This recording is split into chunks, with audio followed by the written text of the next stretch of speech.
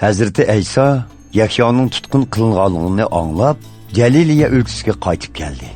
U yurti Nosiratni tumay, Zabulun va Naftali rayonidagi Galiliya ko'liga yaqin Kapernaum shahriga kelib o'rinlashdi. Buning bilan Yashaya payg'ambar orqali uqtirilgan tuvandagi so'zlar amalga oshirildi.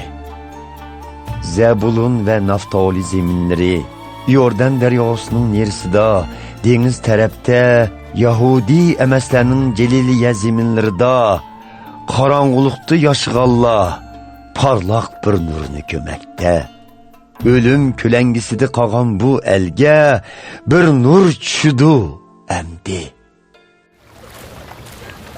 Shundan e'tiboran Hazrati İsa gunohlaringlarga tavba qilinglar, chunki arshning podshohligi namoyon bo'lish oldida turdi deb ta'lim berishga boshladi.